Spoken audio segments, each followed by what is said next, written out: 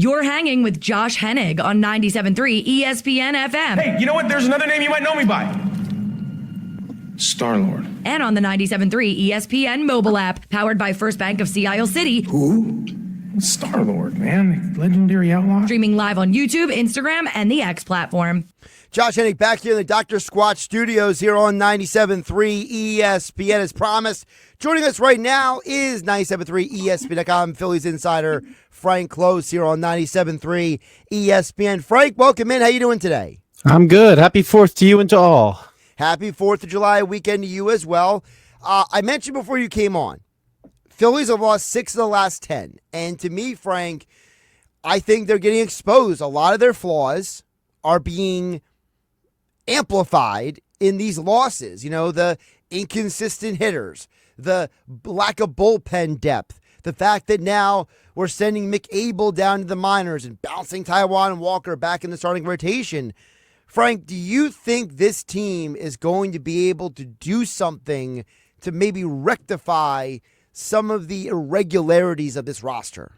I actually agree with what Dave and EHT just said, that a lot of teams have a lot of issues like this.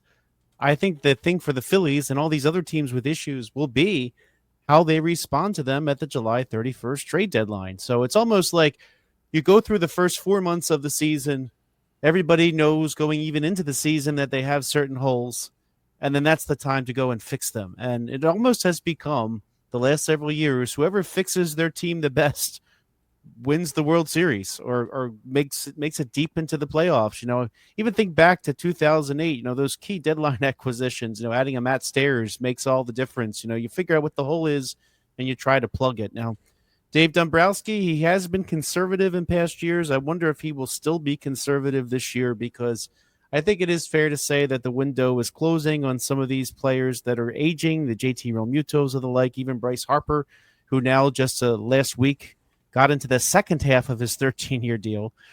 But, you know, I don't know if there'll be any sense of urgency there like there was in the past. I don't know. We're going to have to see how he approaches this trade deadline. I think the pitching that you mentioned has been fabulous. You don't want to waste that, right? So, Right. You know, Ranger Suarez may not be around next year. I would go for it now if I were in the GM chair of the Phillies. But I think this is going to be a very important trade deadline for the Phillies and quite frankly, for a lot of the other teams. By the way, the Yankees, they were another team that you think of as one of the better teams in baseball. They also got shut out in a series recently. So this is going to be a very important trade deadline, and I want to see how the Phillies and all these other teams respond. Frank Klose joining us, 97.3 ESPN.com. The Phillies mailbag is every Tuesday on the Sports Bash with Mike Gill here on 97.3 ESPN. Frank, you mentioned about I don't think that the word I would use is, like, oh my gosh, it's the end of the world. I don't necessarily need urgency, Frank. What I need from the Phillies is acknowledgement. Like, I know Dave Dombrowski can't come out in public and be like, man, I shouldn't have given Max Kepler $10 million. And, I know he can't literally do that, Frank, but at some point, somebody in that back rooms of conversation, right? The Rob Thompson, Preston Mattingly, Dave Dombrowski triangulation, someone's got to have an honest conversation about, like, hey, guys, we have now lost in the postseason 3 straight years for the same exact reason. And right now, if we're being honest and not fairy tales and rainbows, there's only 2-3 hitters you can legitimately depend on a night-to-night basis. Yeah, I think that's fair to say. I mean, the Max Kepler deal to this point hasn't worked out that well. I mean, and really, it was a $10 million in 1 year is a very low-risk proposition for a Major League Baseball team today. So, yeah, I think you're seeing them acknowledge that it hasn't worked out, and the fact that they were playing Weston Wilson every time there was a lefty starter. Now it's Otto Kemp getting the at-bats every time there's a lefty starter. So I think they've acknowledged that some of these moves have not worked out. You know, you can't understate the devastating effect of the PED suspension of Jose Alvarado either, because, right. I know you mentioned a little while ago, well, now there's an extra question mark in the bullpen now that Taijuan Walker is going to start. Well, yeah, there absolutely is. And, one extra arm of that caliber makes such a difference looking at a bullpen as a whole. So they have to address that too, obviously. But I just think that this is one of those situations where, yes, they knew they had holes. Looking in the offseason, for example, there really weren't any free agent relievers that you thought, okay, the Phillies have to have that guy, or he's the guy that's the missing piece. Talking about outfield bats, you didn't really feel like, hey, there's an outfield bat that they really have to have. I mean, if they had paid $700 bazillion for Juan Soto, I'm sure everybody would love Juan Soto on their team, but beyond that, I mean, there really wasn't a lot out there that sort of directly addressed the holes that the Phillies have. And so that's why this trade deadline kind of becomes important. A lot of the teams that will trade players at this trade deadline, in the offseason, they're thinking, okay, I need to hold on to my guy because, a little move here or there, then next thing you know, we're in the mix. So they're eager to hold on to their assets in the offseason more than they are at the trade deadline. So I think that's why this particular trade deadline is going to be so key, where the Arizona Diamondbacks, now that they lost Corbin Burns, they've got some nice pieces that they maybe want to consider trading. In the offseason, they're adding Corbin Burns. They're not ready to wave any white flags. So you're going to see some teams in this month of July understand, finally, yes, this isn't our year. Time to make some trades. And hopefully the Phillies can match up with some of them. You mentioned about the trading of the assets. I want to zero in on that for a minute because that's a great point you brought up by you. Because I go back to what John Middleton said a couple months ago. He was on the Philly Show podcast, and he said, he made the comment that I thought was interesting, Frank, which was, hey, we tried to make moves last deadline, but people weren't interested in what we were offering, so we said we became indifferent. That's what Middleton said a couple months ago. Do you think that maybe there will be more interest in what the Phillies are offering this deadline versus last year? I do, because the Phillies didn't give up a whole heck of a lot the last couple trade deadlines. And I want to acknowledge, too, that when Dave Dombrowski took over this team, he took over a team with an absolutely miserable farm system. I would go to some of the minor league games, as I often do, just to check out who's coming up, and they really had nothing. And so it was almost painful to watch some of these minor league games because there was nobody to even get excited about for the future. So the last few years, one of Dombrowski's unfortunate tasks was to say, all right, I need to add however I can creatively without giving up prospects. Did he give up one or two here and there like he did in the Luzardo trade? Absolutely. But he, for the most part, he's had to be conservative because he had very little to work with. And other teams saw that too. When they were trying to trade with the Phillies, there were not a lot of prospects that they were really that interested in. And so this year, I think you've had the advantage of a nice body of work with Dombrowski at the helm, with Preston Mattingly, who you just mentioned, running the farm system. That was his main job before he got promoted to general manager. And you're starting to see some of that talent rise up. The Phillies farm system, while it's certainly not one of the top ones in baseball, it's not a laughing stock anymore. And, you look at the top 100 prospect list, the Phillies were very well represented for the first time in several years. So the Phillies will have some pieces that maybe they can start dealing to make themselves better at the major league level that they just did not have last year.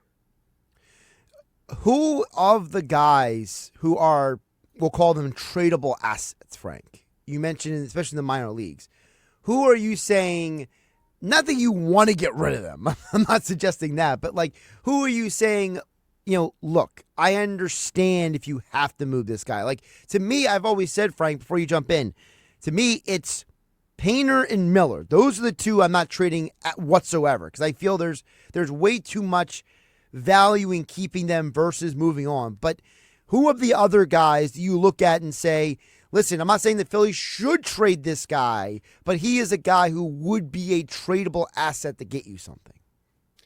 Well, Painter's probably off the table, as you said. I don't even know that Miller is completely untouchable anymore. I mean, I know he would be a nice piece that they could add internally to their lineup if he does make it to that point, but I wouldn't totally rule it out. I don't think it's likely, but I wouldn't totally rule it out. But, you definitely think of Justin Crawford. Maybe one of the reasons he hasn't been promoted yet. I know the one thing that people keep saying about Justin Crawford is his ground ball rate being very high, compared to other major leaguers. Well, maybe two, they're just trying to protect his value and leave him at AAA and let him put up insane numbers and thrive there before they call him up. So I wouldn't be shocked if someone like him at the trade deadline, either he goes in a deal or he comes up to the Phillies. Like maybe that's the moment that they figure out where he's going to fit into the mix. Mick Abel is one of their better assets to trade. I will say I kind of wonder if he hurt his value a little bit the last few outings. To me, when I was at the game on Wednesday after, I guess he pitched the early game, right? So I was watching him pitch, and clearly he was struggling to throw strikes. But the thing that really stuck out to me, even before he gave up those runs, and I totally went over my head. There's a stat that you'll see not in the mainstream, but on like the likes of Fangraphs, fielding independent pitching, meaning this is what just to put it lightly, this is what your ERA would be if your defense behind you wasn't spectacular. And that FIP number was 6.09. I noticed early in the game, and it looks like he finished up at 6.25. Now his ERA ended up over 5 after giving up those runs, but clearly you see that the Mick Abel needs some work. But that said, I think there's a lot of teams out there that are on the rebuild that aren't looking to, a team like the Diamondbacks, they probably want to get a piece that can help soon, but not immediately. Because I think the Diamondbacks will trade a few pieces, but then they want to be back in it next year or the year after that, when they get Corbin Burns back, et cetera, et cetera. But there'll be some teams that will want, like a Pittsburgh Pirates or Miami Marlins. Like I think they would love a Mick Abel to be in their rotation at some point. So I think that's another option for them to trade for meaningful pieces. And also they do have a lot of prospects on their top prospect list. And by the way, Mick Abel last year would have been irrelevant. So this kudos to the Phillies to sort of getting him back on track. But Eduardo Tait, the catching prospect, he's really their only catching prospect, but he's also many years away from the major leagues. So that's one of those things where maybe you could trade him to another organization that can be patient and wait for him to rise. Because the Phillies probably need another catcher between now and then. So, and by the way, another name I wouldn't rule out having value to somebody, but Rafael Marchand. He's on the major league roster, but not getting a lot of opportunities. I think if the Phillies could trade him for someone that feels comfortable making him their everyday catcher, you can plug Garrett Stubbs as your backup and not worry a lot. I mean, I know that people have been critical of Stubbs for his batting average, but your backup catcher, you want a good catcher that can work with the pitchers well. So I think even he could be kind of a hidden asset on the roster. And there are other players on the Phillies major league roster. The likes of Johan Rojas. Might somebody be out there looking forward to maybe working with him and see if they can get his bat going? But I'm not. It's funny trying to go through the list of who the Phillies might trade. I mean, there's not a whole lot that jumps out at you if they're holding on to Painter, but I think those are the types of players that do get deals done in this day and age. And every trade deadline, I always am surprised how teams acquire players and not seem to use their best prospects. And so I think if Dave Dombrowski's aggressive, I think if he's creative. One thing the Phillies can do is take some money back, which is also part of a deadline deal. Jose Alvarado, of course, he hurt the team by getting suspended, but he gave them $6 million back to work with. So the Phillies going to spend that $6 million if they go into it, even just making the payroll be what it was before, then maybe this could work out for them. So prospects and money. Let's not forget that.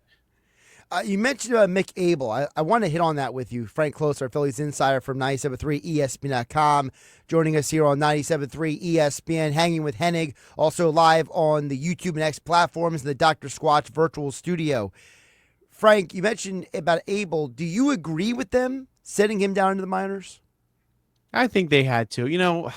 It's so much of this game is mental, and I know that Mick Abel was someone who got into a rut last season. There was a point last season, even at AAA, they just kind of shut him down. They put him on the non-active list in AAA. You can do that a lot more freely in the minor leagues just to give him a breather. I think it might be about that because you don't want to hurt his confidence because of a few starts. I think what he has shown overall has been very impressive, and it almost doesn't make sense to put him in a rut that damages his confidence, that damages his trade value, and especially when you've got maybe what 4 more starts before the trade deadline from that rotation slot. With the return of Aaron Nola eventually someday, and with Andrew Painter looming, I think, and even then, with the other 4 starters being what they are, you can deal with a 5th starter being Taijuan Walker, in my opinion. So, I think just for the to try to keep him on the up and up, they made that decision, and confidence means so much with young players. One thing about baseball, it's funny. If you think back to when we were younger and actually playing baseball, Josh, right? There's always the best kid on the team, right? And then he goes to high school, then he's the best kid on the team. Then he goes to college, is best kid on the team. Then through the minor leagues, breezes through. Well, then they hit adversity at some point, finally, right? So I think that's for some pitchers, especially that are that high performing. I think that and have that high talent ceiling, you do hit that wall at some point, and I think we're seeing that finally kind of kicking in last year and this year for Mick Abel, because before that he just breezed through everything. I was never the best kid on the team, so I can confirm that here on 97.3 ESPN. Frank, you mentioned pitchers in confidence. Any concerns about Luzardo? Because ever since he was kept in that game on May 31st and he gave up all those runs, he has not been the same pitcher. He's been up and down. It's been like a roller coaster ride. And I thought his comments yesterday were interesting, where he said, hey, we made some adjustments because of tipping pitches. And I thought that was a very revealing comment by Luzardo, because it was kind of like, so you were tipping pitches when? How did that happen? How are they fixing it? Like, it's pretty hard to ask a guy to make adjustments in the middle of a season to what he's doing, right, Frank? Yeah, but that's Major League Baseball, you know. Okay. I mean, whether you're a pitcher or a hitter, you come into the league as a rookie. Look at Don Brown, right? He's like the quintessential adjustment guy to think about, right? He came up, he had a bunch of success. The opposing side learned how to pitch to him, and then it was on him to figure out then how to hit against a league that figured out how to pitch to him, right? Same thing with the pitchers, right? So, the mechanical thing on the pitcher side, though, if I have heard people suggest that he was still tipping pitches even after they sort of publicly acknowledged that he might be tipping pitches. So that could still be a little bit of an issue, because, as you said, changing your mechanics on the fly is difficult, right? Because you get, being a pitcher in the major leagues, so much as your rhythm, right? And if you have to stop and think, okay, well, is my glove a little bit to the right, or is my hand a little bit to the left? As you're trying to figure out how you're throwing your next pitch, it could sort of interrupt. So, or if you start cruising, you might slip into your old ways. So. But Luzardo, one thing I did hear about Luzardo, someone say, is he in sort of his dead arm phase? Sometimes pitchers hit in the middle of a long season. That remains to be seen. But I think that I think the fact that he was able to rebound after his first 2 rough starts, I don't think all's lost. He's not the dominant Cy Young track pitcher that he seemed to be on in the beginning, but I still think he's really good, and he'll probably work through a lot of that stuff. If it's a little bit of a dead arm, that's normal.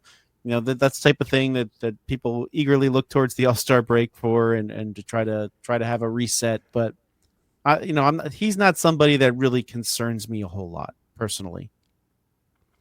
He's Frank Klose, our Phillies Insider from 97.3 ESPN.com, at Frank Klose with a K on the Twitter X platform. And, of course, the Phillies mailbag every Tuesday is where he answers all of your questions out there with Mike Gill on the Sports Bash here on 97.3 ESPN.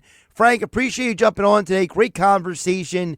3 weeks to the deadline. I'm sure we're going to have more of these conversations in the coming weeks. Take care, my man. Hey, looking forward to it, Josh.